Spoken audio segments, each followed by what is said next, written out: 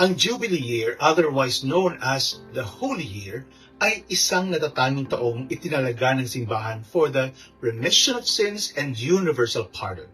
Ito ay pagkakataon upang panibaguhin ang buhay espiritual in the form of prayer, pilgrimage, and reconciliation. Ordinarily, it happens every 25 years. However, there are also cases wherein the Pope can call for an extraordinary year of Jubilee, just like in the case of the year 2016, which was dubbed as the Year of Mercy. The concept of this year-long celebration is based on the Old Testament tradition na kung saan every 50 years, the Jewish people observed a Jubilee year which was marked by the following. 1. Forgiveness of debts. 2. Liberation of slaves. And 3.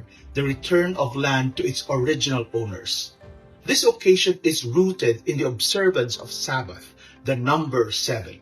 7 years are multiplied by 7 plus 1, the perfection of all perfection. And according to the book of Leviticus, chapter 25, verse 8 to 10, the 50th year is to be the year of Jubilee. Sa simbahang Katoliko, nagsimulang magdiwang nito noong 1300, instituted by Pope Boniface VIII. And on May 9, 2024, Pope Francis, in a papal bull, he delivered entitled Spes non confundit, or Hope Does Not Disappoint, made an announcement that the ordinary Jubilee year will commence on the eve of Christmas 2024 and will draw to a close on January 6, 2026 on the Solemnity of the Epiphany.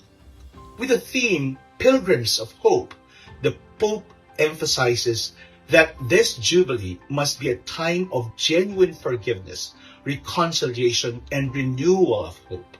At sinabi niya, and I quote, "We must fan the flame of hope that has been given us and help everyone to gain new strength and certainty by looking to the future with an open spirit, a trusting heart, and far-sighted vision." Kaya, halina at sama-sama tayo maglakbay sa daan ng pag-asa. If you have any other questions for me, you may send them anonymously by clicking the link on this post. Thank you.